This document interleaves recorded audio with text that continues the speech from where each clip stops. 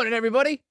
How are we all doing? Sam United People's TV, and I'm coming with a big beaming smile on my face after watching Ruben Amorim Sporting Lisbon dispatch Man City and Guardiola last night in what was a perfect farewell for Ruben in Portugal. And for that would have meant a lot to him. He already made it clear he didn't want to leave mid-season and sort of leave the club in the lurch. And after everything that happened, to have that as the goodbye game in front of the Sporting fans. He's got one more game left. That's away at Braga on Sunday.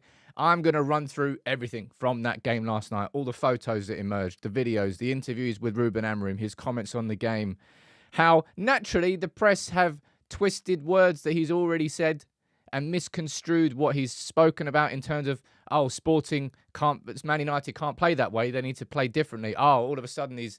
Anyway, I'll run through all of that. You can fire in your comments and your questions throughout the show. All right? Should be a busy show. Should be an enjoyable show. And I tell you what, some of them Sporting players, just some of the football that Sporting played in that second half. First half dominated, second half dominating. It was a flip. Game of two halves. Run through everything. Also, we're going to speak about the Old Trafford Town Hall meeting that happened yesterday. Hundreds of season ticket holders, local residents, all went to Old Trafford, spoke about the stadium. I'll run through that. It's going to be a busy show. All right. Who's here from the mod and the member gang? Let's have a look. Carl, good morning to you. And as well, how you doing? Josh, you're there too. Alex, I saw you earlier. And T, I saw you at the start of the show. We've got Ruby, we've got Lisa, we've got Sue, we've got Hayley. All the females out this morning. Good morning to all of you. Tony, we've got Ryan, we've got Imtiaz, and we've got Monty on Facebook. We have Suraj, how you doing, buddy? We've got Leland, we've got Matt Frost, how you doing, mate? And Gerswin. Should be an enjoyable show. Everybody fire in your comments and your questions. Let's get on with it. And can I ask for... First thing I want to say about this photo is Noel Gallagher all right? Can someone go and check on him? All right, I'm a bit concerned. Secondly, why on earth was Noel Gallagher on co-coms yesterday? That's just the weirdest thing I've ever seen. Has that ever happened before? I mean, it might have done. I don't listen to City games, so I have no idea. I just thought it was a really, really weird flex. Why was he anywhere near the co-coms? Anyway, did you see... what was it that he was... He started quoting... One second here. Just want to zoom in on that.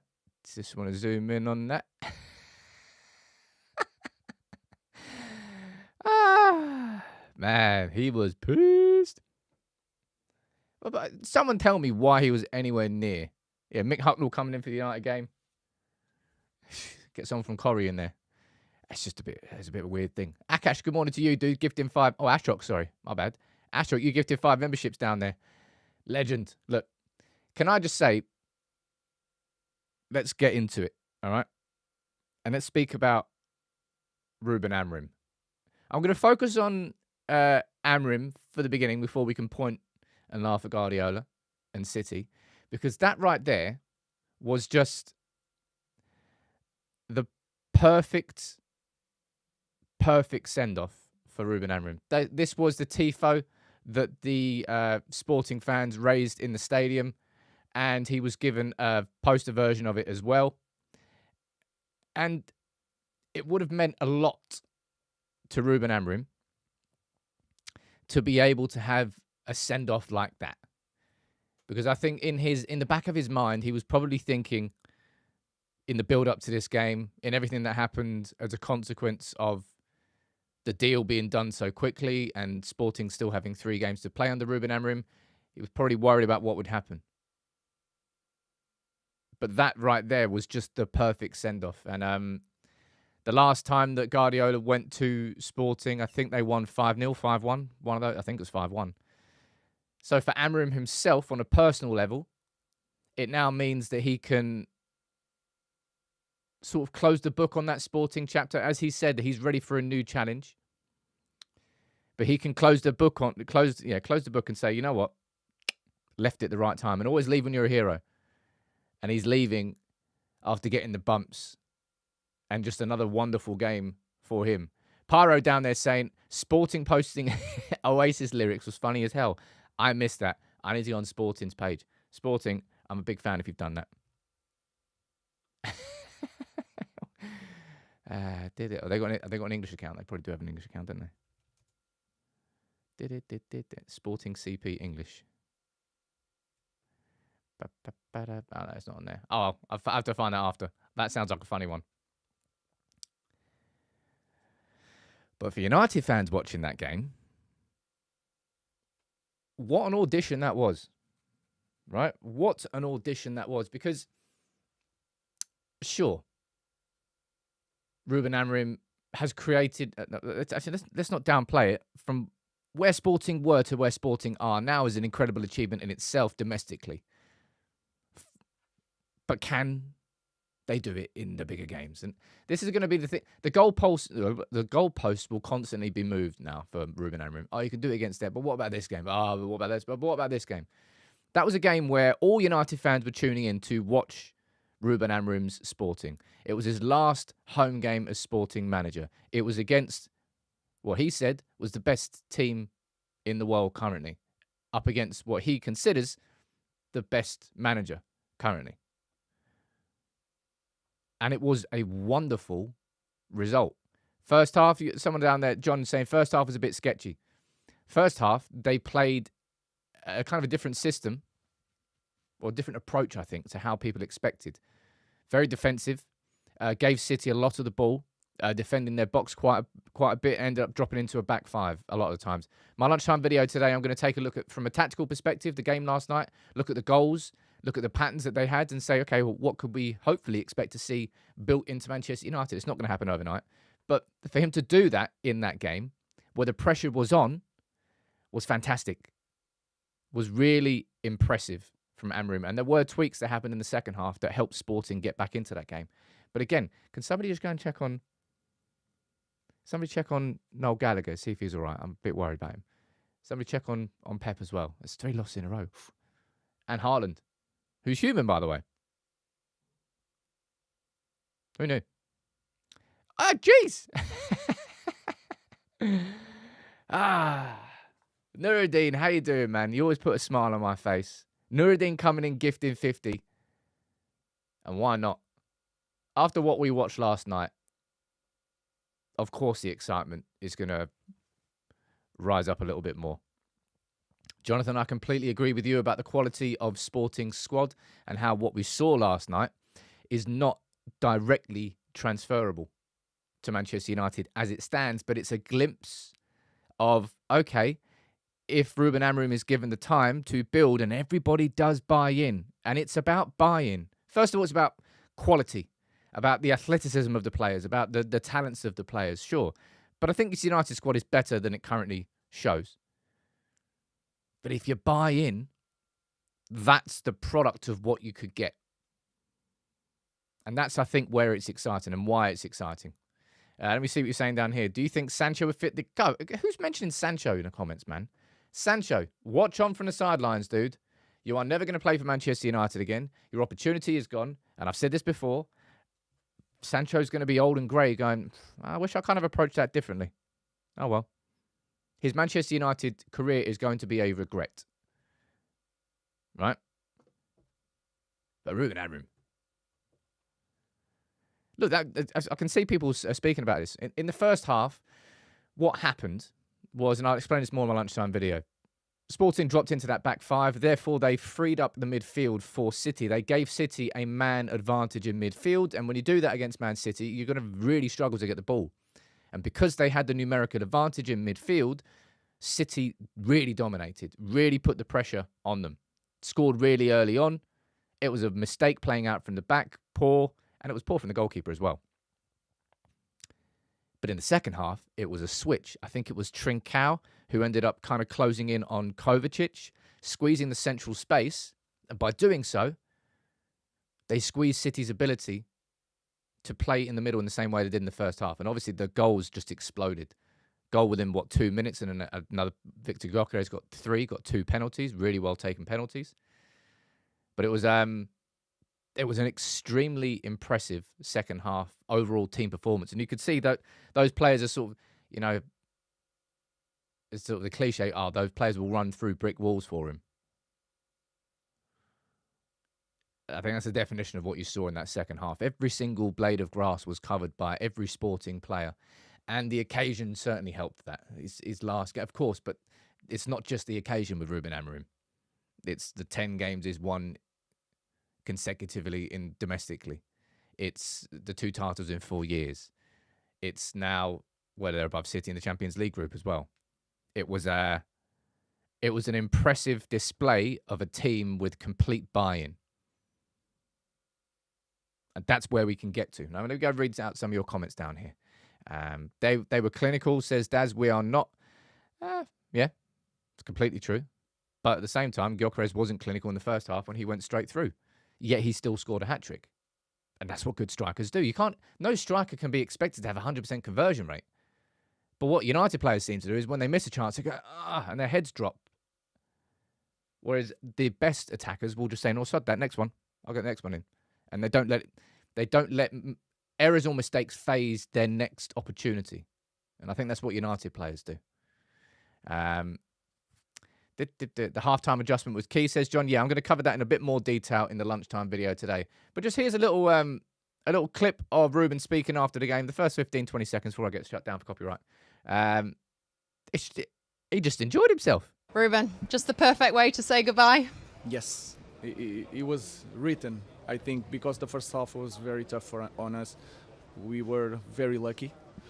But then the second half, we scored twice in the first minutes, and then the environment, everything helping us was an amazing night. It was an amazing night. And it was legitimately the perfect send-off for a man who is clearly loved by his players, clearly loved by his club, and clearly loved by the city as well. And he saw that, and I'm going to speak about his comments on Gyokeres. We'll have a conversation about Gyokeres. How can he not? The bloke scored a hat-trick last night. The bloke is probably, I don't think it's a probably anymore. I think he is the most informed striker in world football, isn't he? Is there anybody in better form than Gyokeres across the course of this season? I don't think so. Sam, why does Ruben sound like a Russian bad guy from the movies? Some people said, if you close your eyes, it sounds like Cristiano Ronaldo. Either way, it was very enjoyable watching that last night for a variety of reasons. I think the main thing my main takeaway from that game, I've asked you in the comments, right? What's your main takeaway from that game? Right, and I'll read some of them out. My main takeaway is what I just said there earlier. I said that there is, it's not an expectation now of what Man United can do immediately when Ruben Amorim comes in. Like, there you go. As soon as he comes in, boom, this is what we're going to do every single week. That right there is kind of the end of the vision, right? You don't have to guess now where you want Manchester United to be in 2 years' time under Ruben Amorim.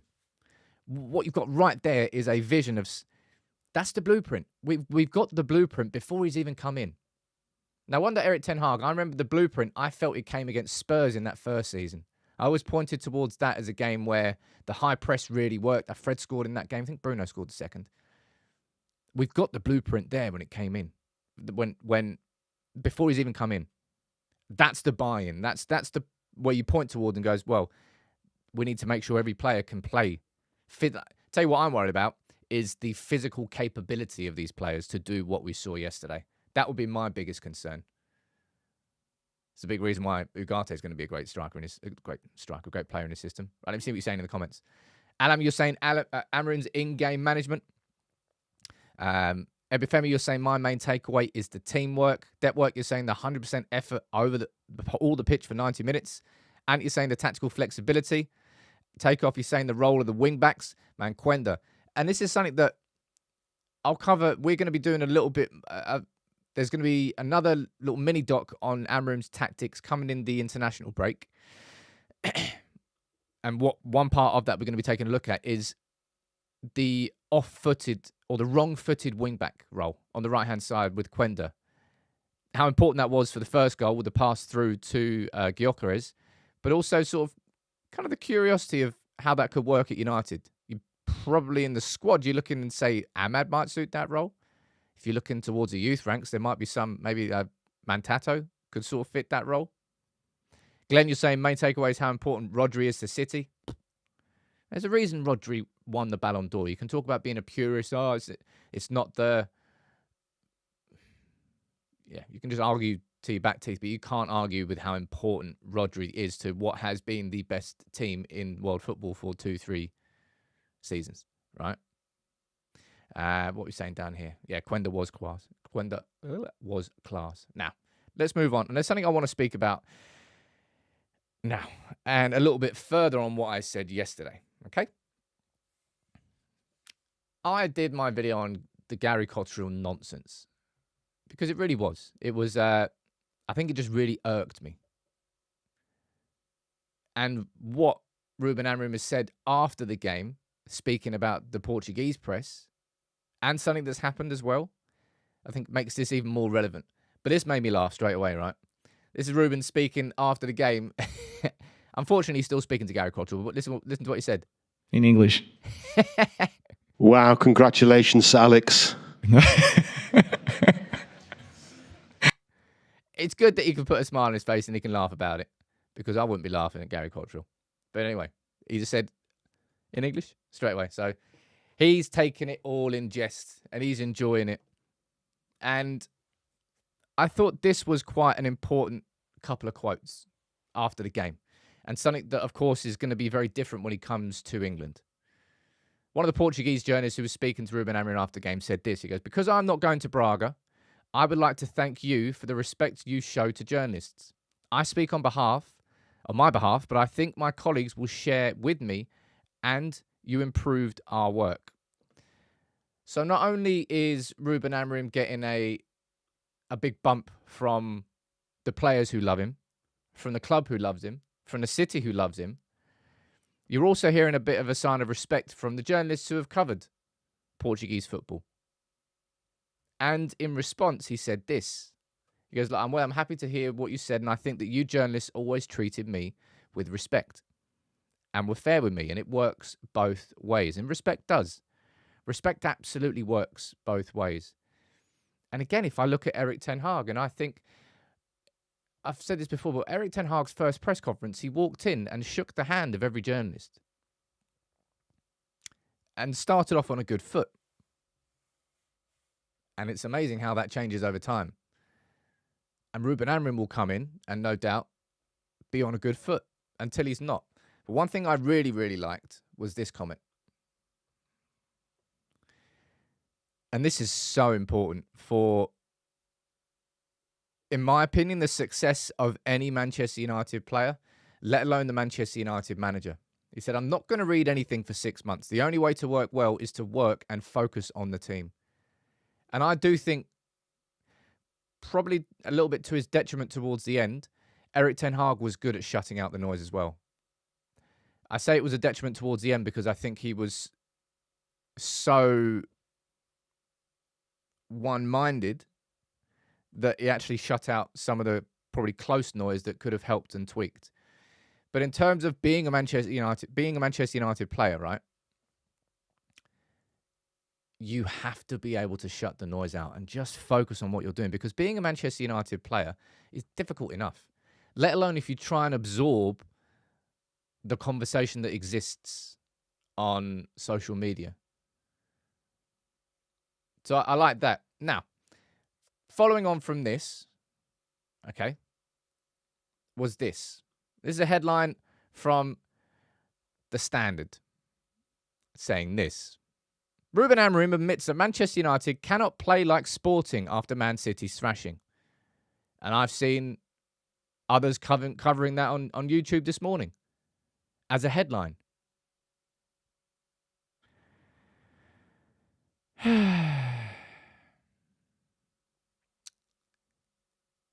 Just do your job properly.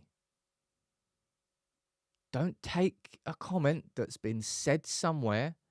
Ooh, that's true. That's real. Go and listen to the interview itself. Do your own primary research. Let's go and listen to what Ruben Amorim actually said. Because apparently we cannot play like Sporting Lisbon? Why? After Sunday, I think I will start a new one in the new club. We need to play these teams in a different way. We cannot defend like this. So I have to improve as a coach. But I'm very happy, and it was a great night. So, Ruben Amorim saying, Man United cannot play like Sporting. No, what he said was that Manchester United cannot play how Sporting played in that first half, with that more defensive mindset, with the idea that you can give City the ball, and as long as we stay defensively resolute. What he meant was that, no, United, as Manchester United manager, I have to make sure that we are on the front foot. I have to make sure that we have the ball, that we have possession, that we have control. And I can't go into a game as Manchester United manager in the same way I went into that game as Sporting manager in the start of it. That's what he said. Not Manchester United cannot play like Sporting Lisbon. It's just, this will never not piss me off. When people simply take a quote they have seen and they just can't be asked to do a little bit of research themselves. And therefore, they spread the wrong message. And that's taken as truth by a lot of United fans. And then that spreads. And this is the way it works in the British press. And I'm sure it works like that as well in the Portuguese press to a certain degree. But Ruben Amorim there has just explained how good the relationship was between him and the press. When I deserve criticism, right, go over here. When I deserve criticism, you criticize me. Fair enough. But it was a balanced relationship. It was fair. You didn't just... It will always piss me off. And this is just another example of it. All right? He hasn't said that Sporting Lisbon can't. So he hasn't said that Manchester United can't play like Sporting Lisbon. No, there's no way you can expect free-flowing attacking football. No, he said that we can't go in with a defensive mindset and be happy to have 30% possession. That's what he said, but it's been twisted somewhere very, very different. Cola, I keep forgetting this. Sporting Club de Portugal, not Sporting Lisbon. I have a friend that goes mental when he get called Sporting Lisbon. Is that because of Benfica? Is that just because of the rivalry? Like they want to kind of I'm genuinely curious as to why Sporting Lisbon fans are annoyed that it's called Sporting Lisbon. Because is that not the name of your club? I don't know. Right, let's see what you're saying in the comments. John, and you saying first half Sporting gave City a lot of respect, but the second half was all about, and it was, the second half was all about the changes that Amorim made. And that's why that video lunchtime today, I think, is going to be a really good one. Because it was obvious that there, as Ant said it was tactical flexibility. Amorim went into that game in a mindset to contain at the beginning and probably to expand. Obviously, the really early goal was a problem, and City dominated a lot of the ball. Gyokeres made up for his error and his missed chance by equalising. And in the second half, it was a tactical tweak, shoring up the middle. Boy, and City just had no response. City had no response. And you won't see many managers do that to Pep Guardiola. It really does feel like this. It's all well and good being able to win something once, but the thing that Fergie did incredibly, and that's the one thing I think you do have to give Pep credit for, is the continuation of it. But it must be exhausting. Right, anyway, Sporting Club of Portugal, not Lisbon. Right, okay. So stop calling the Sporting Lisbon, Sam. You're a problem. Any Sporting fans, if you're joining in, I'm going to try my best. All right. Most of my life I've been calling it Sporting Lisbon, but I will try now that I understand to call it just Sporting. All right. It's called Sporting. It's called Sporting. I don't want to piss off any Sporting fans. City should have been 3 up. Yeah, City had loads of chances in that first half. Didn't take them. And there were some errors that were created through Sporting's mistakes, playing out from the back with the ball. City's press worked very, very well. But the result is what matters. In the second half, it was a one-sided affair. And of course, right? There's going to be a lot of conversation. Oh, what's going on there? How has that just happened? That's weird. What have I just started? Voice recognition just started in my browser. That was weird. It started putting my sentences into the browser. Anyway, Gyokeres scored a hat-trick. Oh, it was only 2 penalties. So? Still had to bury him. And he was just an athletic force is what I would call him. And when we've got United just struggling so much, first things first, and I've said this already, now I've said it again. I didn't say it. I will say it again. Rasmus Højlund is the one player that I would really, really back. If I'm going to choose players who are going to thrive under Amorim, I'm going for Højlund first. That being said, the Gyokeres rooms are absolutely going to be rampant. And speaking after the game, right, Ruben Amorim said this. I cannot be funny with that in this moment.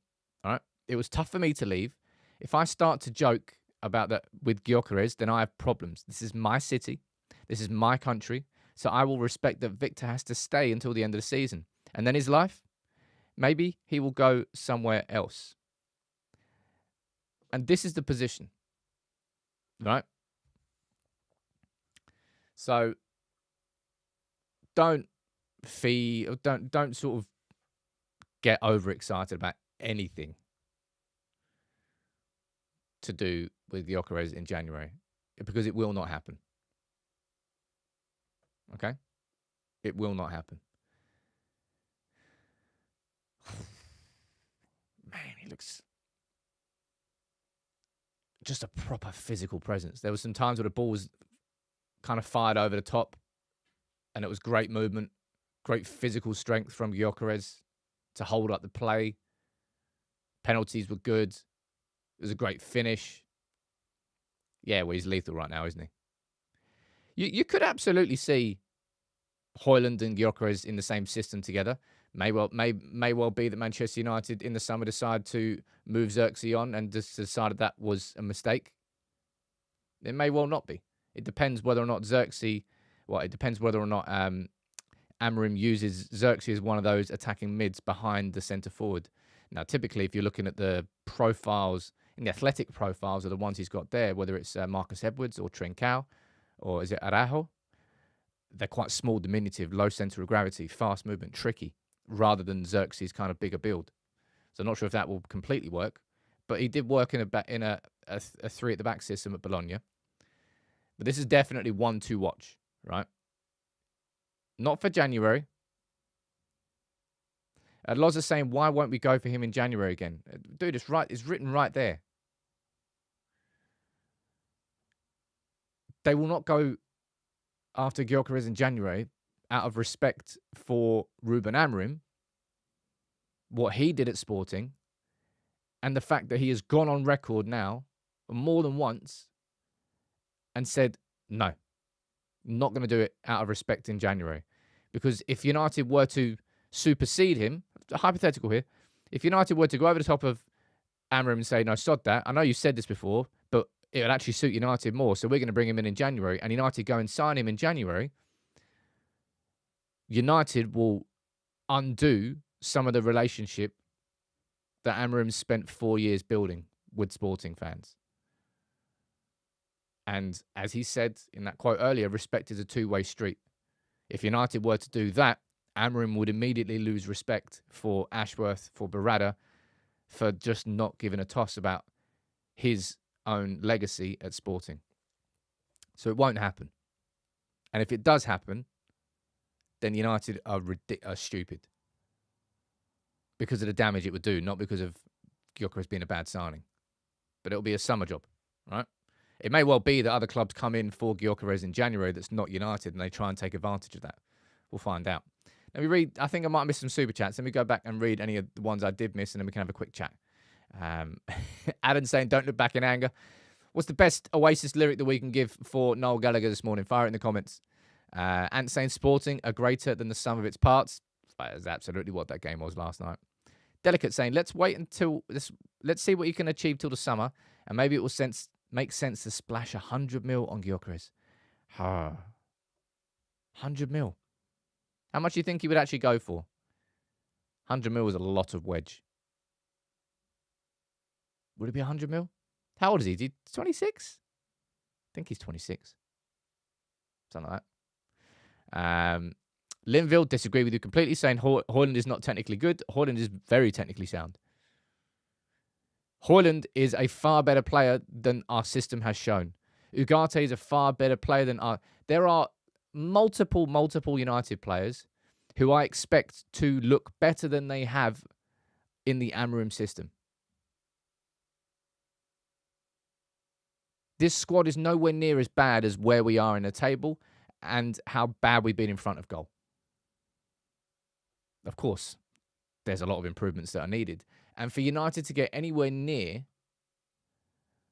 that performance that we saw yesterday, there has to be such a buy-in from all the players. Such a buy-in, because I don't think it's possible for United to play like that for a while. There'll be a bounce. There'll be a surge. But the hardest thing that Amorim's going to have to change is the mentality of United's players, which is not something you can do overnight, because the mentality is going to be directly linked to the fitness, to your capability, to your ability in game situations when your backs are against the wall, something's gone against you, and previously you may have crumbled, and Amorim's going to have to try and coach that out of them. And these things will take time. But he's obviously a very good coach. Let me see what you're saying about Gyokeres down here in the comments. All right. 70 million max, says Cola. 60 to 75, 60 with 40 mil add-ons. Jeez, it's a lot. 80 mil euros. Has he got a release clause? I mean, most players have release clauses. Lee, stop crying your heart out. I said don't look back in anger as well. I was listening to some Oasis on the walk this morning. I like the shock of the lightning. That's such a banging tune. I can't wait to see him next. What is it? July? It's going to be a gig and a half. But just don't want to see him anywhere near comms again. That was weird. It was really, really weird. Højlund has Wheatley and soon Bianchetti and Obi to push him. I don't personally think Ethan Wheatley will be Manchester United's striker in the long term. I think he was fast-tracked last season, and we needed goals, and I think he'll be a good player, sure. But with Bianchetti underneath him and Obi Martin coming through, I think we're going to be looking towards those as the young players. Imagine like the Obi Martin, the physical presence of Obi Martin. If he can translate that across to top level football, he's going to be a problem. He's had a massive physical advantage over pretty much everyone he's ever played up until this point in his career, which is a big part of what has made him such a dominant force. But he's like, if he can translate that across, jeez, be nuts. We don't need Gyokeres. Højlund will be 100% better. Hey, look, I can't possibly say that we don't need Gyokeres. And I can also say that I absolutely expect Højlund to be better. And that's what the rest of this season, I suppose, is going to really, truly show us. We will know by the summer whether Højlund is developing into our own version of Gyokeres. And I think, I don't know whether he'll be able to reach those numbers. What is it, 7 goals in his last 2 games? Sod knows how many goals he's actually scored now. In fact, I know exactly how many it is. Let me pull this quick stat up for you. This one's bonkers. All right? Look at this.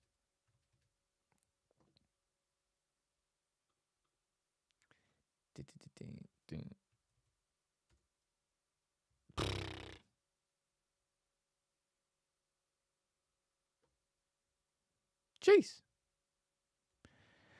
67 games, 66 goals and 19 assists. Although I saw someone got pointed out to me on WhatsApp as well. Someone said, "Oh yeah, but Bastos got like 90 goals in 120 appearances for Sporting Lisbon, so you're not going to convince me that that's the measure of whether or not he's a good or a bad player." And I think part of that, I have to go, all right, fair. But I think physically, well, Bastos was just a bloody massive box striker. And clinical at what he did. Gyokeres is, he's a kind of a physical athlete. He's got a great burst of pace. He's strong. He can cover 30, 40 yards. But, let's find out. Who else were you impressed by yesterday, player-wise? I think Quenda obviously stood out. He's 17, right? Jeez.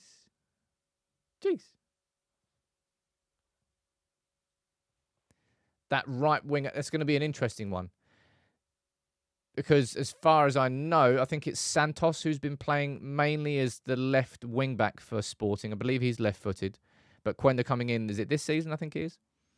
Coming in as that that left-footed right wing back. And then more like cutting inside. Certainly worked. Yeah, Diamande was good.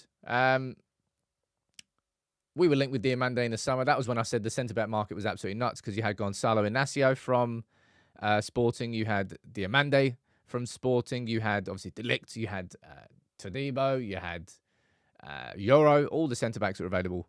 Trincao, people are saying was good. Maxi Araujo was good as well. Gonçalves. Yeah, it was just... See, that's the thing. When you can cut... That's the beauty of a great team performance. Is when after the game you can... say 1, 2, 3, 4, 5, 6 players that you go, well, yeah, they played class last night. And that's what a really strong team does. A team is a collection of great individuals. And that's what great teams are. And United just haven't had that. It's nuts. And to do that against Pep, I'll go back to say this one more time before we move on. I want to speak about the Old Trafford Town Hall meeting.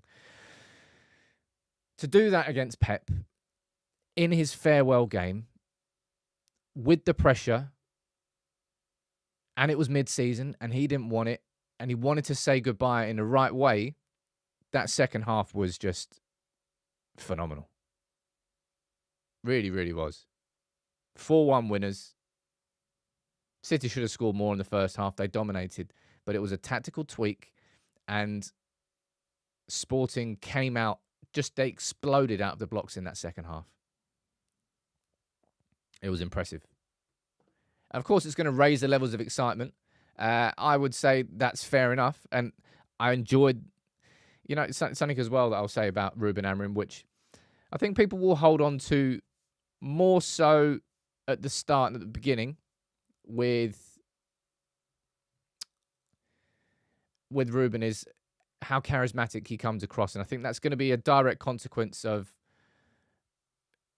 following on from Erik ten Hag. Because, that's what we do as humans. And like you always look for maybe what you think you don't have. And when you find it, you go, well, that was what we didn't have before. And you hold on to that. But it was great last night. Really, really good. Let me see what you're saying in the comments. Read some of these out. The players are hungover, so it doesn't count. Anyone see that? Guardiola saying the FA Cup final didn't count because the players are hungover. Jonathan, I really hope this happens. All right. City getting relegated I don't think it's going to happen, but that would just be amazing. See Pep playing away to Plymouth Argyle or something. Someone saying Alphonso Davies in as left wing back. Let's find out. Right. That was a wonderful night last night. And as I said, my lunchtime video today will go into just a brief top level, like a tactical analysis of what happened in that first half. Why did City dominate so much? And how did it change in the second half? What tweaks? Because there were some tactical tweaks.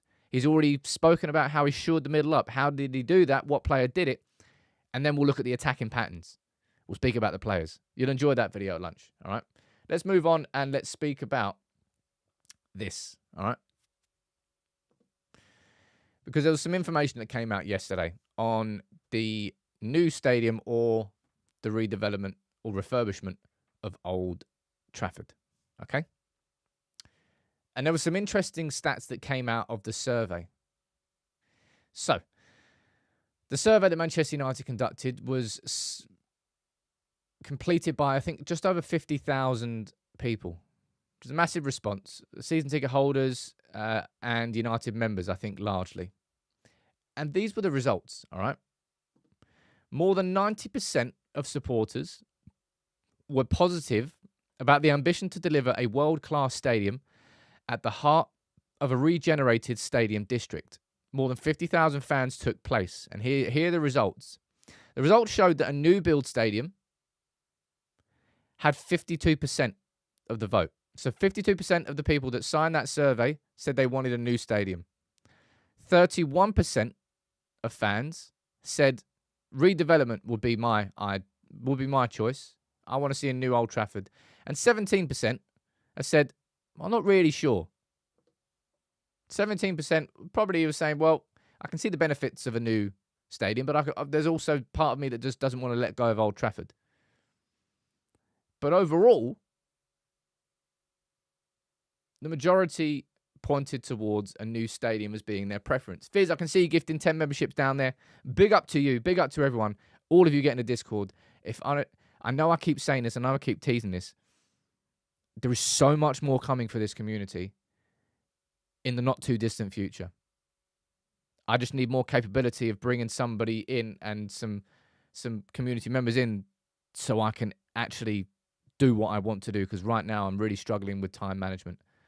And that's the only reason why the community growth in terms of more stuff for you has been slightly slower than I wanted it to be. But this surprised me. I'm not sure if it surprised you, but it certainly surprised me. The data showed that the strongest support for a new build stadium to be among current season ticket holders, with the desire for a new stadium increasing with age. Younger fans lean more towards redeveloping Old Trafford. Now, on the surface, that surprised me, because in my sense, I thought it would be the opposite. The older generation would have wanted to hold on to Old Trafford and hold on to the memories and everything that's been built there, and the younger fans would prefer to have something new that they can build their memories in. And this, so it's a completely wrong way around. But then when you think about it a little bit more, you think about, well, it's all well and good building a new stadium, which it is, to a degree, but how are you going to pay for it? Likely thing is that season ticket prices are probably going to go up. There's a reason why the Emirates and Arsenal is the most expensive season ticket in the Premier League. And we are living in a cost of living crisis right now. Everything is ridiculously expensive. I went to like Sports Direct the other day. And my partner and Susie was trying to buy a hoodie. She's looking at price tags. And just look at a pair of trackies. It's like 45 quid for a pair of trackies and like 60 quid for a hoodie, or 80 quid for a hoodie. I'm like, what? It's nuts.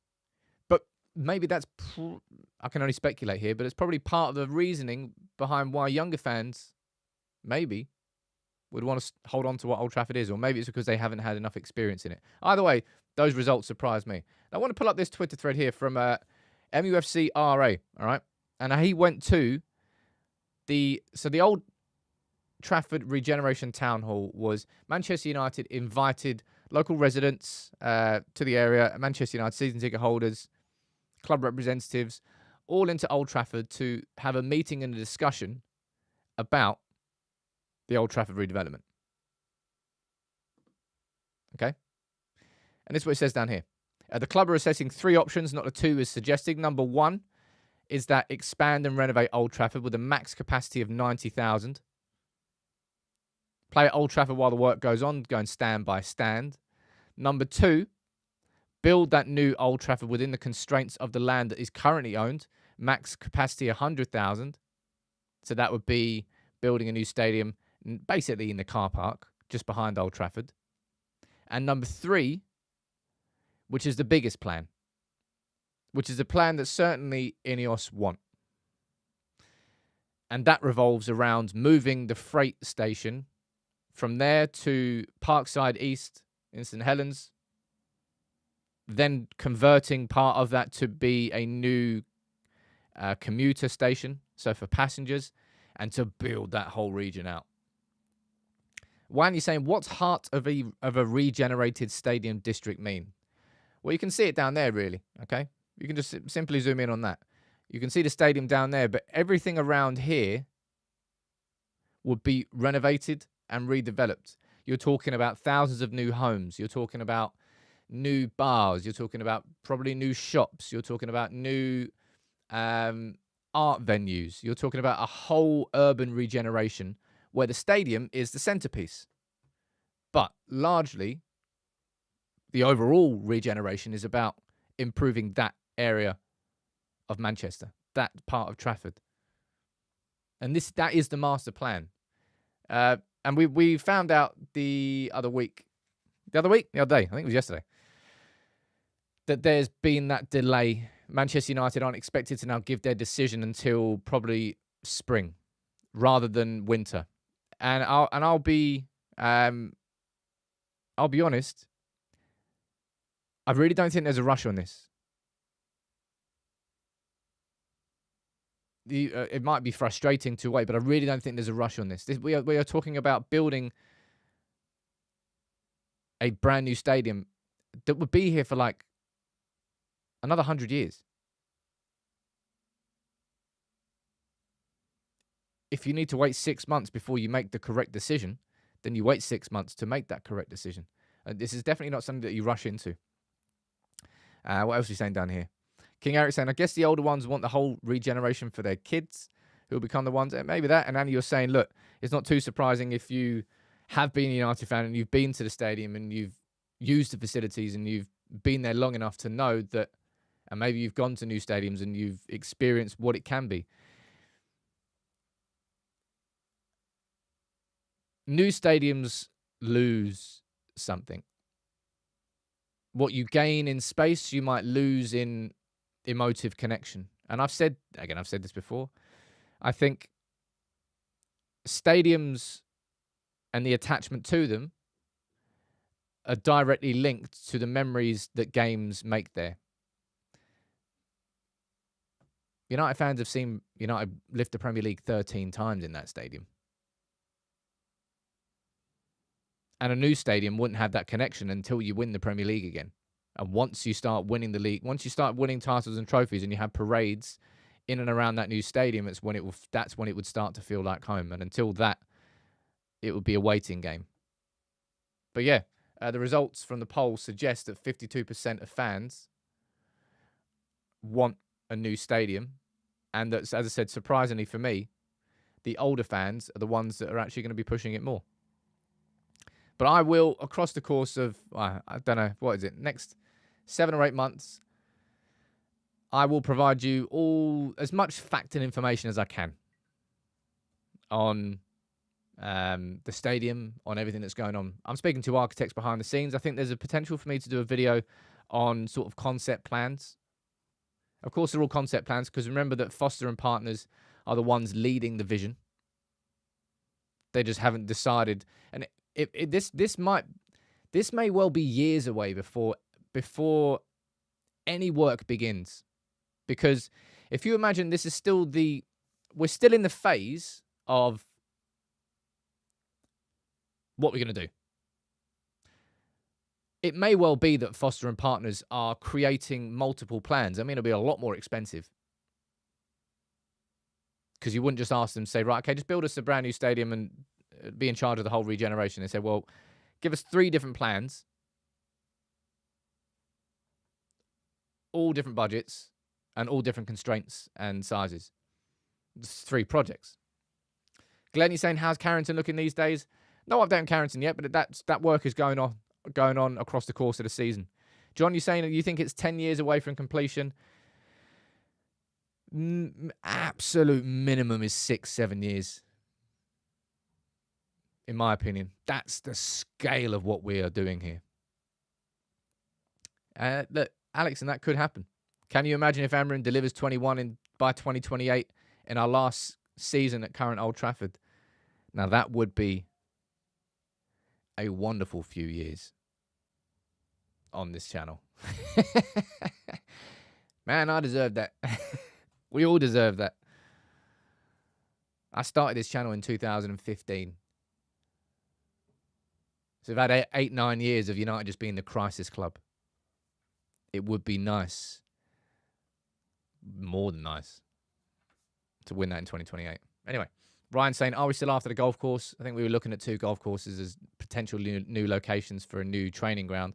But as far as I think now, I might have been slightly wrong. I thought it was, oh, look, they're going to be investing 50 million into Carrington and building a new training ground. It may well be that they are just going to be renovating the hell out of Carrington and staying there. Still unsure about that, whether they're going to still build a brand new training facility on top of that. What else are you saying down here in the comments? Is Jim still going to be around in 6-7 years? Well, highway, to Stevens. Jim should be the sole owner of Manchester United at that point. The Glazers should be way gone. And fingers crossed, Project 2020, sorry, not Project 150, winning the league in 2028 on the 150th anniversary of the establishment of Manchester United. It'll be nice if by that same year you also get rid of the Glazers completely. So by 2028 we win the league again and the Glazers are gone.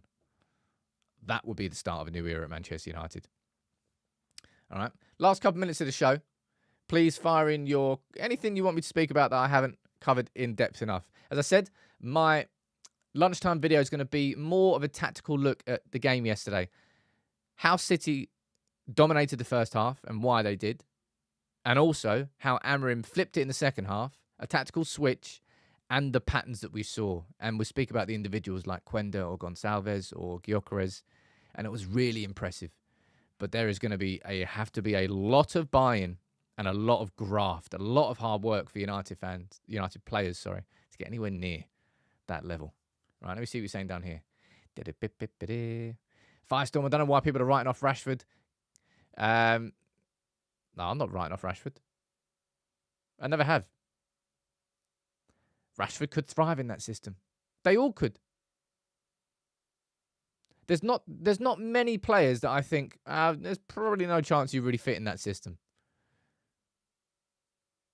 I'd be worried athletically in defence, for sure.